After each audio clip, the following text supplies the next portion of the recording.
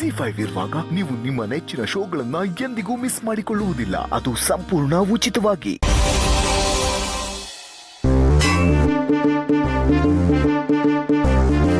ಶಿವ ಶಿವ ಶಿವ ಶಿವ, ಏನೋ ದರಿದ್ರ ಇದು. ನಾನು ಅಂದುಕೊಂಡಂಗೆ ಸರಿಯಾದ ಸಮಯಕ್ಕೆ ಕಾರ್ತಿಕೇಯ ಆಚೆ ಹೋದ. ಇಲ್ಲ ಅಂದಿದ್ರೆ ಅದೇನಾಗ್ತಿತ್ತೋ ಏನೋ ಕಣೋ. ಇನ್ನೇನಾಗ್ತಿತ್ತು, ಆ ಅಕ್ಕ ತಂಗಿರಿಬ್ರು ಸೇರಿ ಅವನ ಕೈ ಹಿಡಿದು ತಾಳಿನ ಹಿಡಿದು ಇವರ ಕಟ್ಟಿಸ್ಬಿಡ್ತಿದ್ರು. ಕಣೋ. ಶಿವ ಶಿವ ಶಿವ ಶಿವ, ನಾನು ನಿನ್ನ ಹೆಂಡ್ತಿನ ಏನೋ ಅನ್ಕೊಂಡಿದ್ದೆ.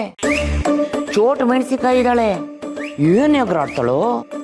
ಇನ್ನೊಂದು ಸ್ವಲ್ಪ ಹೊತ್ತು ನಮ್ಮ ಕಾರ್ತಿಕೇಯ ಇಲ್ಲೇ ಇದ್ದಿದ್ರೆ ಶ್ರೀವಲ್ಲಿ ಆಸ್ಪತ್ರೆ ಸೇರೋದಕ್ಕೆ ನೀನೇ ಕಾರಣ ಅಂತ ಹೇಳಿ ಅವನು ತಾನೇನೋ ಮಹಾಪರಾಧ ಮಾಡಿಬಿಡ್ತೀನಿ ಅಂತ ಹೇಳಿ ಶ್ರೀವಲ್ಲಿ ಹತ್ರ ಹೋಗಿ ನಾನು ನಿನ್ನ ಮದುವೆ ಮಾಡ್ಕೊಳ್ತೀನಿ ಅಂತ ಒಪ್ಕೊಂಡ್ಬಿಡ್ಬೇಕು. ಹಂಗ್ ಮಾಡ್ಬಿಡ್ತಿದ್ರು ಕಣೋ. ಹೌದು ಮಮ್ಮಿ, ಏನೇ ಆದ್ರೂ ನನ್ನ ಹೆಂಡತಿ ಸಿಕ್ಕಾಪಟ್ಟೆ ಜೋರು. ನಿನ್ನ ನಾಚಿಕೆ ಆಗೋದಿಲ್ವೇನಾ ನಿಂಗೆ ಈ ತರ ಮಾತಾಡೋದಿಕ್ಕೆ? ನಾನು ನಿನ್ನ ಗಂಡಸು ಅಂತ ಹುಟ್ಟಿಸಿರೋದು. ನೀನ್ ನೋಡಿದ್ರೆ ಲೋನಲ್ಲಿ ಏನೇನೋ ಮಾತಾಡ್ಬೇಡ ಮಮ್ಮಿ. ಗಾಳಿ ಬಂದ ಕಡೆ ತೂರ್ಕತಿಯಲ್ಲೋ ಅಂತ ಹೇಳಕ್ ಹೋದೆ ಕಣ. Okay, continue. ನೋಡ, ನೀನು ಗಂಡಸಾದವನು ಹೆಂಡತಿನ ಹಿತಿಮಿತಿಯಲ್ಲಿ ಅಂದ್ರೆ ಹದ್ದು ಬಸ್ತಲ್ಲಿ ಇಟ್ಕೋಬೇಕು. ಹೌದಾ ಮಮ್ಮಿ? ಬೆದರು ಬೊಂಬೆ ತರ ನಾನು ಅಲ್ಲೇ ನಿಂತಿದ್ದೀನಿ, ಗುಂಡ್ಕಲ್ ತರ ನೀನು ಅಲ್ಲೇ ನಿಂತಿದೀಯಾ. ಆದ್ರೂ ಅವಳು ಅದೇನು ಎಗರಾಡ್ತಿದ್ಲೋ ಮಾರಾಯ. ಅತ್ತೆ ಅನ್ನೋ ಗೌರವ ಇಲ್ಲ, ಗಂಡ ಅನ್ನೋ ಮರ್ಯಾದೆ ಇಲ್ಲ. ನೋಡು, ಅವಳನ್ನ ಹಿಂಗೆ ಬಿಟ್ಬಿಟ್ರೆ, ಇಷ್ಟು ಸದರ ಕೊಟ್ರೆ ನಮ್ಮನ್ನ ನಾಳೆ ಮೂಲೆ ಗುಪ್ ಮಾಡಿ ಕೂರಿಸ್ಬಿಡ್ತಾಳೆ ಕಣ. ಊಟ ಆಗ್ತಾಳೆ ಇಲ್ಲ ಗೊತ್ತಿಲ್ಲ. ಮಮ್ಮಿ, ಈಗ ನಾನೇನ್ ಮಾಡ್ಬೇಕು? ನೀನಾ ಹೋಗ್ ಎರಡು ಕೊಂಡು ನೀರು ಸೇತ್ಕೊಂಬ ಹೋಗ್. ಅಲೇ ದರಿದ್ರ ನಿಂತ್ಗಳ, ಬೆಂಗಳೂರಲ್ಲಿ ಬಾವಿಗಳೇ ಇಲ್ಲ, ಇರೋ ಕೆರೆಗಳನ್ನೂ ಉಳಿಸ್ಕೊಳ್ಳೋದು ಗೊತ್ತಿಲ್ಲ ನಮ್ಮ ಜನಕ್ಕೆ. ಇನ್ನು ನೀರು ಸೇದ್ಕೊ ಬರ್ತಾನಂತೆ. ಏನ್ ದಡ್ಡನ ನೀನು? ಹೋಗು, ನೀನು ಬರೀ ಗಂಡಸಲ್ಲ, ನಿನ್ನಲ್ಲೂ ರೋಷ ಇದೆ, ಆಕ್ರೋಶ ಇದೆ, ಆವೇಶ ಇದೆ ಅಂತ ತೋರಿಸ್ಬಾ. ಮಮ್ಮಿ, ನೆನ್ನೆ ತೋರಿಸಿದ್ದು ಸ್ಯಾಂಪಲ್, ಇವತ್ತು ಪೂರ್ತಿ ಪಿಕ್ಚರ್ ತೋರಿಸ್ತೀನಿ, ನೋಡ್ತಾ ಇರೋ. ನಾನೀಗ ಹೋಗಿ ಏನು ಅಂತ ತೋರಿಸ್ತೀನಿ. ನಾನು ಗಾಳಿ ಬಿಡಿಸ್ತೀನಿ ಅಂತ ಹೇಳಕ್ ಹೊರಟೆ.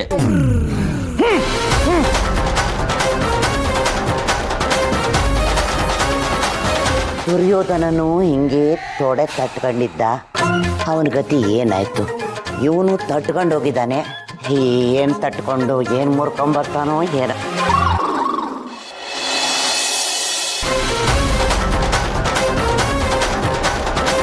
ಅಳಿಂದ್ರೆ ಎಲ್ಲಿ ಹೋಗ್ಬಿಟ್ಟಿದ್ರಿ? ನನ್ನ ಮಗಳು ಜೋರಾಗಿ ಮಾತಾಡಿದಾಗ ಎಲ್ಲರೂ ಮೂಲೆಲ್ಲೋ ಸೈಡೆಲ್ಲೋ ಹೋಗ್ಬಿಡ್ತಿರಲ್ಲ. ನೀವು ಗಂಡ ತಾನೆ ಅವಳಿಗೆ, ನೀವು ಗಂಡಸ್ತಾನೆ. ಮಾಮ, ಸೇಮ್ ಟು ಸೇಮ್ ಕ್ವಶನ್. ಮಮ್ಮಿನೂ ಆಸ್ಕಿಂಗ್, ನೀವು ಆಸ್ಕಿಂಗ್. ಈಗ ನನ್ನ ಮೇಲೆ ನನಗೆ ಡೌಟ್ ಆಗ್ತಿದೆಯಲ್ಲ. ಅಲ್ಲ ಅಳಿಂದ್ರೆ, ಈ ಮನೇಲಿ ಏನ್ ನಡೀತಾ ಇದೆ ಅಂತ ನಿಮ್ಗೆ ಗೊತ್ತಿದ್ಯಾ? ಧನಲಕ್ಷ್ಮಿ ಅತಿಯಾಗಿ ಆಡ್ತಿದ್ದಾಳೆ. ಅಪ್ಪನಾಗಿ ನಾನು ಏನು ಹೇಳಕ್ಕಾಗ್ತಿಲ್ಲ. ನಾನು ಏನಾದ್ರು ಒಂದು ಚಿಕ್ಕದಾಗಿ ಹೇಳಿದ್ರೆ ಅದೇ ದೊಡ್ಡದಾಗ್ಬಿಡುತ್ತೆ. ನಾವು ಅವಳನ್ನ ನಿಮ್ಗೆ ಮದುವೆ ಮಾಡಿಕೊಟ್ಟಿದೀವಿ. ಅವಳನ್ನ ಚೆನ್ನಾಗಿ ನೋಡ್ಕೋಬೇಕಾಗಿರೋದು ನಿಮ್ ಜವಾಬ್ದಾರಿ, ನಿಜ. ಆದ್ರೆ ಅವಳು ಈ ರೀತಿ ಅತಿಯಾಗಿ ಆಡಿದಾಗ ಮಿತಿಯಾಗಿ ಇಡೋದು ನಿಮ್ ಜವಾಬ್ದಾರಿ ತಾನೆ. ಕರೆಕ್ಟ್ ಮಾ, ನೀವು ಹೇಳ್ತಾ ಇರೋದು 100% ಕರೆಕ್ಟ್. ಆದ್ರೆ ನಾನು ಏನ್ ಮಾಡ್ಲಿ? ನಿಮ್ಮ ಅಳಿನಾಗಿ ನಿಮ್ಮನೇಲೇ ಬಂದಿದ್ದೀನಿ, ನಿಮ್ಮನೇಲೇ ಅನ್ನ ತಿಂತಾ ಇದ್ದೀನಿ. ಆ ಟೈಮಲ್ಲಿ ನಾನು ನಿಮ್ಮ ಮುಂದೆ ಧನಲಕ್ಷ್ಮಿಗೆ ಲೇ ಬಾರೆ ಅಂದ್ಬಿಟ್ಟು ನಾ ಈ ಥರ ಎಲ್ಲ ತರಾಟೆ ತಗೊಂಡ್ರೆ ನಿಮಗೆ ಹೃದಯ ಚುರುಕ್ಕನ್ನಲ್ವಾ? ಕರಳು ಕಿವುಚಿದಂಗೆ ಆಗಲ್ವಾ? ಅದಕ್ಕೆ ಸುಮ್ಮನಿದ್ದೀನಿ ಅಷ್ಟೇ. ಇಲ್ಲ ಅಳಿಂದ್ರೆ, ನಮ್ಗೇನು ಅನ್ಸಲ್ಲ. ನಮ್ಗೆ ಚುರುಕಂದ್ರು ಪರವಾಗಿಲ್ಲ. ಆದ್ರೆ ನೀವ್ ಈ ರೀತಿ ಮೂಲೆ ಗುಂಪಾಗಬಾರ್ದು ಮಾವಾ. ಹೆಂಡತಿ ಮುಂದೆ ಬಡತನ ಇರಬೇಕು, ಧೈರ್ಯ ಇರಬೇಕು, ಹುಚ್ಚು ಬಿಡಿಸೋ ಕಿಚ್ಚಿರ್ಬೇಕು. ನೋಡ್ತಾ ಇರಿ, ನನ್ನ ಹೆಂಡತಿನ ಈಗ ಹೆಂಗೆ ಕಂಟ್ರೋಲ್ ತಗೋತೀನಿ ಅಂತ. ಧನಲಕ್ಷ್ಮಿ, ಬಾರೆಯಲ್ಲಿ ನಾನು ನಿನ್ನ ಗಂಡ ಕರಿತಾ ಇದ್ದೀನಿ. ಬಾರೆ. ಏನ್ರಿ ಇಲ್ಲಿದ್ದೀನಿ. ಓ ಏನು? ನೋಡೆ ಧನಲಕ್ಷ್ಮಿ, ನಾನು ನಿನ್ನ ಗಂಡ ಹೇಳ್ತಾ ಇದ್ದೀನಿ, ಇನ್ನು ಮುಂದೆ ಈ ಮನೇಲಿ ನೀನು ನಾನು ಹೇಳ್ದಂಗೆ ಕೇಳ್ಕೊಂಡು ಬಿದ್ದಿರ್ಬೇಕು. ಅಪ್ಪ ಇದ್ದಾರೆ, ಅಮ್ಮ ಇದ್ದಾರೆ, ಅವ್ರ ಸಪೋರ್ಟಿವ್ ಬರ್ತಾರೆ ಅಂತಂದ್ರೆ ನೀನು ನನ್ನ ಮೇಲೆ ದರ್ಪ ತೋರ್ಸಕ್ ಬಂದ್ರೆ ನಿನ್ನ ಜನ್ಮವನ್ನ ಜಾಲಾಡ್ಬಿಡ್ತೀನಿ. ಏನ್ರಿ ಆಗಿದೆ ನಿಮ್ಗೆ? ನಮ್ಮ ಅಪ್ಪನ ಮುಂದೆನೆ ನೀವು ನನ್ನ ಹತ್ರ ಹೀಗೆ ಮಾತಾಡ್ತಿದ್ದೀರಾ?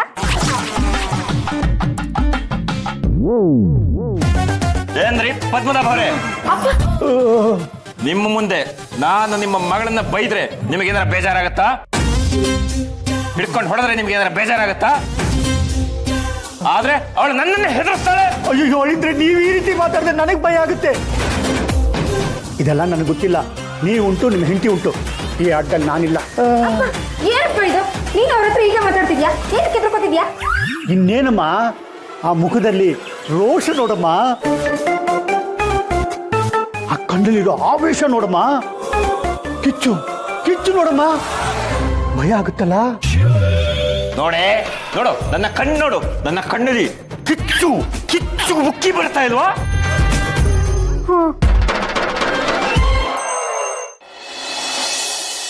ನಾನು ಸುಮ್ಮನಿದ್ದೀನಿ ಅಂತ ನೀನು ತುಂಬಾ ಹೆಚ್ಕೊಂಡಿದ್ಯಾ. ಸುಬ್ಬು ಬಗ್ಗೆ ಏನೇನೋ ಮಾತಾಡ್ತೀಯ. ಅವನ ಜೀವನದಲ್ಲಿ ತಲೆ ಹಾಕೋದಕ್ಕೆ ನೀನು ಯಾರು?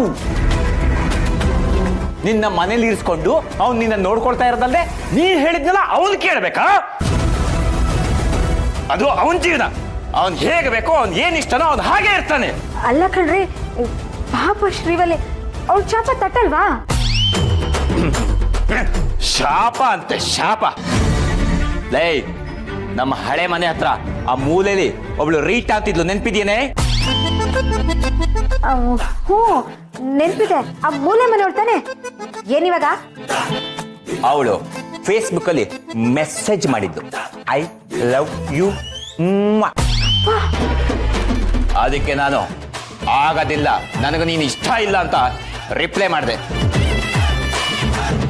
ಅವಳು ಅದಕ್ಕೆ ನೊಂದ್ಕೊಳಲ್ವಾ? ಶಾಪ ಹಾಕಲ್ವಾ?